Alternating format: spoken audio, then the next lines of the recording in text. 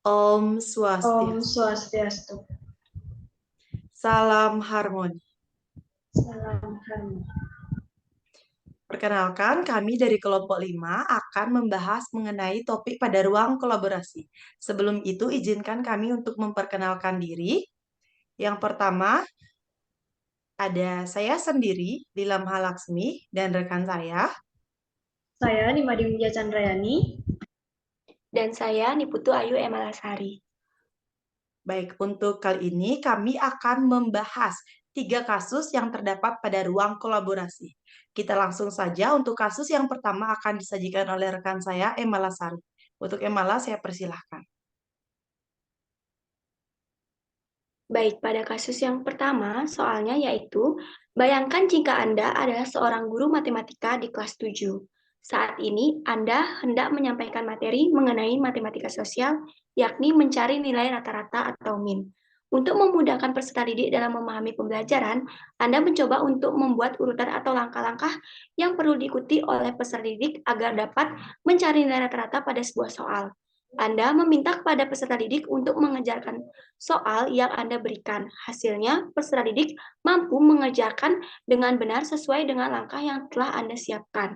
Beberapa saat kemudian, Anda meminta kepada peserta didik untuk mengulangi soal yang sama tanpa melihat urutan pengerjaan soal dan peserta didik mampu mengerjakan dengan benar. Baik soalnya yang pertama bisa di slide selanjutnya. Baik, soal yang pertama yaitu menurut Anda, apa yang membuat peserta didik mampu mengerjakan soal dengan baik pada percobaan kedua, atau bisa dikatakan tanpa melihat urutan atau langkah pengerjaan soal. Lalu soal yang kedua, sebagai seorang calon guru dalam kegiatan belajar yang seperti apa metode di atas dapat diterapkan. Baik, jawaban dari soal yang pertama yaitu peserta didik ini dapat mengerjakan soal kembali tanpa melihat urutan atau langkah-langkah karena guru telah memberikan bantuan atau bimbingan di awal pembelajaran untuk membekali siswa dengan pemahaman konsep.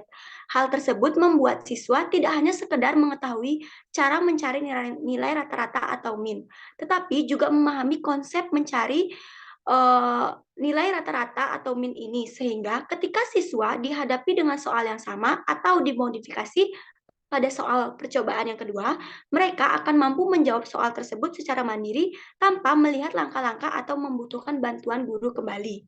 Peristiwa ini juga mengidentifikasikan bahwa guru sebagai tenaga pengajar telah menjelaskan dan membimbing siswa dengan baik di awal pembelajarannya, sehingga siswa mampu memahami konsepnya dan menerapkan kembali mengenai materi yang sudah dijelaskan sebelumnya. Hal ini sejalan dengan teori konstruktivisme Vygotsky, di mana belajar menurut teori konstruktivisme ini menekankan bahwa peserta didik tidak hanya sekedar menerima secara pasif informasi yang disampaikan oleh guru. Dengan kata lain, teori belajar konstruktivisme ini mendorong peserta didik untuk aktif dalam membangun pengetahuannya sendiri agar mampu mengonstruksi pengetahuan dan pengalamannya untuk memecahkan masalah yang dihadapinya. Nah, teori belajar Vygotsky ini yang paling mempresentasikan kasus ini adalah dengan menggunakan metode scaffolding, di mana scaffolding ini adalah teori yang memberikan dukungan dan bantuan kepada peserta didik yang sedang berada pada tahap awal belajar. Kemudian, sedikit demi sedikit, guru mulai mengurangi dukungan atau bantuan setelah anak mampu untuk memecahkan masalah dari tugas yang dihadapinya. Nah, jika dikaitkan dengan kasus satu, maka guru telah memberikan bantuan kepada peserta didik di awal pembelajarannya dengan mengerjakan soal yang pertama. Kemudian, secara perlahan, guru mulai memberikan siswa secara mandiri mengerjakan soal pada percobaan kedua. Baik, soal yang kedua yaitu metode apa yang diterapkan pada pembelajaran kasus yang pertama. Nah, sebagai seorang calon guru, penting untuk memahami berbagai metode pembelajaran yang dapat diterapkan dalam kegiatan belajar. Nah, metode yang digunakan untuk kasus tersebut adalah metode berbasis masalah dan juga kontekstual. Nah, caranya itu, guru memberikan soal berbasis masalah kepada siswa setelah menjelaskan suatu konsep materi. Sehingga siswa dapat menerapkan konsep yang telah dipelajarinya dengan menjawab tugas-tugas yang diberikan. Nah, metode di atas dapat diterapkan dengan syarat guru telah memahami tingkat kognitif setiap siswa, sehingga guru dapat memberikan bimbingan kepada siswa di awal pembelajaran sesuai dengan kebutuhan siswa. Setelah itu, guru secara bertahap mengurangi bimbingan yang diberikan dan memberikan kesempatan kepada siswa secara mandiri untuk mengerjakan atau memecahkan suatu masalah pada persoalan tersebut. Nah, maka teori belajar yang cocok diterapkan dalam kegiatan pembelajaran ini adalah teori belajar Vygotsky berupa scaffolding. Nah, dengan memberikan dukungan atau bimbingan di awal pembelajaran kepada siswa berupa rangkaian instruksi atau petunjuk, kemudian secara bertahap membiarkan siswa menyelesaikan suatu permasalahan secara mandiri. Jadi secara singkatnya itu, siswa dapat mengkonstruksikan secara mandiri pengalaman atau pengetahuan yang telah diperoleh sebelumnya ke dalam suatu permasalahan nyata atau kontekstual. Inilah yang dimaksudkan dengan teori belajar konstruktivisme. Dalam menerapkan metode ini, akan lebih baik pula apabila diterapkan dengan kegiatan pembelajaran kelompok atau model kooperatif, di mana siswa tersebut akan memiliki kesempatan untuk berdiskusi dan juga menyampaikan ide masing-masing bersama rekan-rekannya. Nah, kelompok yang sudah dibentuk haruslah bersifat heterogen, terdiri dari siswa yang berkemampuannya tinggi dan juga siswa yang berkemampuannya rendah. Nah, dari kelompok tersebut akan terjalin hubungan kerjasama antara siswa berupa siswa yang lebih kompeten atau memberikan dukungan pada siswa yang kurang melalui arahan dan juga bimbingan dari guru, sehingga memungkinkan terciptanya iklim kelas yang interaktif dan juga kolaboratif. Baik, untuk kasus yang kedua akan dilanjutkan oleh rekan saya. Baik, terima kasih atas kesempatannya. Di sini saya akan membahas mengenai kasus yang kedua, yakni Rina adalah seorang guru kelas 1 SD. Nah, sebagian besar peserta didiknya belum bisa berhitung dengan lancar. Rina sedang memikirkan cara yang sesuai untuk membantu setiap peserta didik menyelesaikan tantangan belajarnya. Nah, pertanyaan yang pertama yaitu, menurut Anda, apa yang dapat Rina lakukan untuk membantu peserta didiknya sesuai dengan tahapan perkembangan usia? Nah, seperti yang kita ketahui bersama bahwa usia rata-rata siswa kelas 1 SD adalah 7 tahun. Menurut Jean Piaget, pada usia 7 tahun, anak termasuk ke dalam tahap perkembangan operasional konkret. Nah, pada tahap ini, anak mempunyai kemampuan untuk mengklasifikasikan sesuatu yang sudah ada, tetapi belum bisa memecahkan permasalahan-permasalahan abstrak. Artinya, belum sepenuhnya sanggup menggunakan logika, mengubah, menggabungkan, atau memisahkan ide atau pikiran. Anak secara mental di rentang usia tersebut baru bisa menerapkan logika pada objek fisik. Nah, hal ini tentu menjadi tugas Rani sebagai guru agar mampu menciptakan proses pembelajaran sesuai dengan keadaan dan kebutuhan siswa. Rani dapat membantu siswa dengan cara menerapkan pembelajaran menggunakan logika pada objek fisik agar bisa merangsang kemampuan anak dalam berpikir. Contohnya, Rani dapat menyediakan benda-benda yang ada di sekitar siswa, seperti media kelereng, buku, pensil, atau spidol yang setiap harinya siswa gunakan dalam belajar.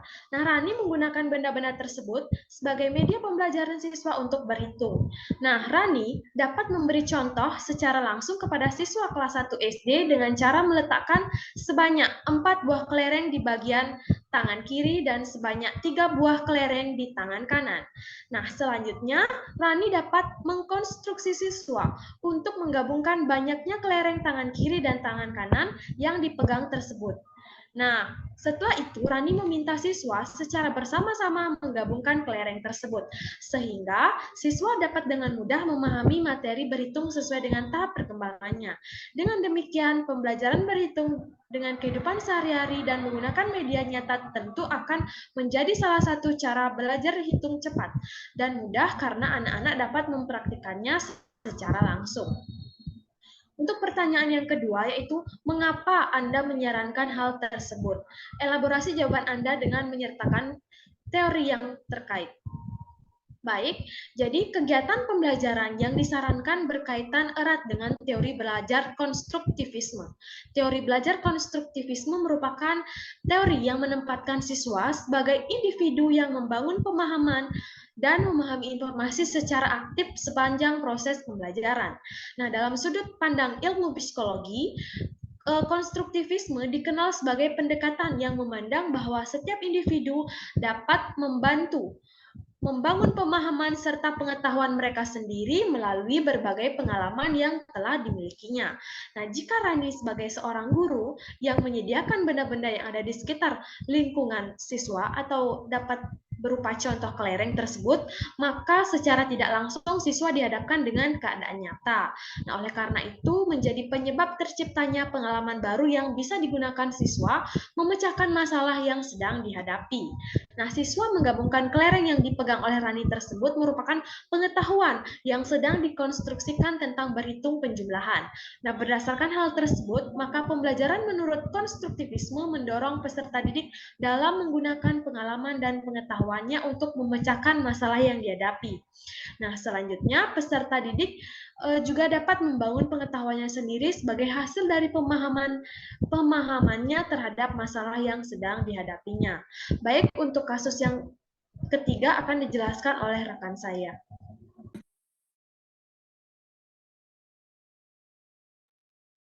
Baik, terima kasih atas kesempatan yang telah diberikan kepada saya. Pada kesempatan kali ini saya akan membahas mengenai kasus yang ketiga, yaitu Made adalah seorang guru yang mengajar di salah satu sekolah negeri wilayah Bali. Ia mengampu mata pelajaran bahasa Indonesia. Ia hendak mengajarkan materi teks deskripsi pada peserta didiknya. Nah, pada buku cetak yang menjadi panduannya saat mengajar, terdapat beberapa contoh teks deskripsi menceritakan tentang bangunan-bangunan pencakar langit yang ada di ibu kota.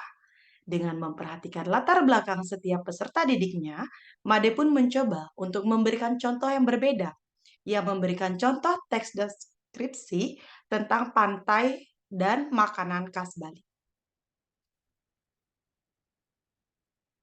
Nah, untuk pertanyaannya yaitu, menurut Anda, apakah pertimbangan dan keputusan Made sudah sesuai? Mengapa demikian? Lalu untuk pertanyaan yang kedua yaitu, prinsip apa yang Made gunakan dalam kasus tersebut? Elaborasi jawaban Anda dengan menyertakan teori yang berkaitan. Baik, untuk menjawab pertanyaan yang pertama, pertimbangan dan keputusan Made apakah sudah tepat? Berdasarkan hasil diskusi kami, pertimbangan yang dilakukan oleh Made sebagai seorang guru sudahlah sangat tepat. Mengapa demikian?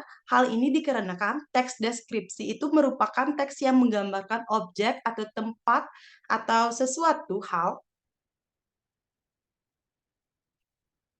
yang sangat terperinci. Nah, karena berupa teks yang tanpa gambaran, maka Made akan maka siswa akan kesulitan untuk mendeskripsikan teks tersebut tanpa adanya gambar karena siswa belum pernah melihat gedung-gedung pencakar langit yang sebelumnya belum sempat melihat foto atau bagaimana sehingga akan kesulitan. Sehingga dengan mengganti objek tersebut menjadi pantai dan makanan khas Bali, maka dengan teks deskripsi berupa pantai tersebut, maka siswa akan menjadi lebih mudah untuk membayangkan apa sih yang sudah terpapar dalam teks-teks tersebut. Sehingga dengan sudah mengetahui pantai atau makanan khas Bali tersebut, siswa menjadi bersemangat. Sehingga dia akan lebih bersemangat karena hal-hal tersebut sudah pernah dilihat dan mereka akan menjadi semakin mungkin bisa dikatakan bisa semakin bangga dan bersemangat untuk membahas hal-hal yang terdapat di daerahnya sendiri, khususnya daerah Bali tersebut. Lalu untuk soal yang kedua, yaitu prinsip apa yang Made gunakan dalam kasus tersebut? Elaborasi jawaban Anda dengan menyertakan teori yang berkaitan. Untuk prinsip pembelajaran yang digunakan Made, berdasarkan diskusi kami, yaitu Made menggunakan prinsip pembelajaran yang relevan. Mengapa dikatakan demikian? Karena Made merelevankan materi pelajaran tersebut dari yang mengubah objek dari yang gedung-gedung pencakar langit menjadi pantai dan makanan khas Bali. Hal ini tentunya pantai dan makanan khas Bali sangat relevan dengan kehidupan budaya peserta didik, di mana peserta didik yang kemungkinan tinggal di lingkungan Bali atau pedesaan yang tidak pernah melihat atau menemukan gedung-gedung pencakar langit. Sehingga Made mengganti objek dalam tes deskripsi tersebut yaitu menggantinya menjadi pantai, sehingga MADE tersebut melakukan pengaitan atau mengaitkan lingkungan dan budaya peserta didik karena dilihat dari keragaman latar belakang peserta didik. Nah, untuk teori yang berkaitan dengan hal yang dilakukan MADE ini, menurut pendapat kami adalah teori behavioristik. Mohon maaf, behavioristik, yaitu teori yang lebih menekankan kepada perubahan perilaku peserta didik yang disebabkan oleh adanya interaksi antara stimulus dan respon. Nah, di mana objek-objek tersebut kan berkaitan dengan lingkungan peserta didik, yang mana teori ini menuntut perubahan perilaku berupa lingkungan belajar dan budaya. Jadi, menurut teori ini, perubahan perilaku peserta didik disebabkan adanya interaksi antara stimulus dan juga respon, di mana stimulus pada kasus ini yaitu objek yang telah diganti, yaitu berupa lingkungan yang sudah diketahui peserta didik berupa pantai dan juga budaya, yaitu makanan khas Bali. Nah, oleh sebab itu, sedangkan responnya itu yaitu reaksi peserta didik yang kemungkinan akan menjadi lebih bersemangat untuk membahas teks deskripsi yang menjadi budaya atau makanan khas dari Bali yang asalnya yang berasal dari daerah mereka itu sendiri. Nah, menurut pendapat kami, MADE tersebut telah memberikan rangsangan atau stimulus yaitu yang berupa tadi, yaitu pergantian objek dari yang awalnya adalah bangunan-bangunan pencakar langit diubah menjadi pantai ataupun makanan khas Bali. Jadi, oleh karena itu, MADE akan mendapatkan respon yang positif dari peserta didiknya karena sudah mampu untuk membuat untuk membuat siswanya menjadi tidak kebingungan atas teks deskripsi yang sudah ada tersebut.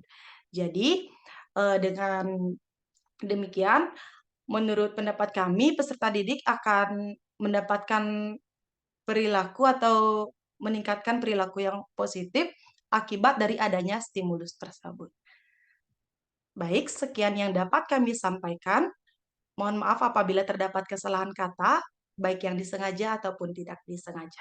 Kami tutup dengan Parame Santi. Om Santi Santi Santi Om. Salam harmoni.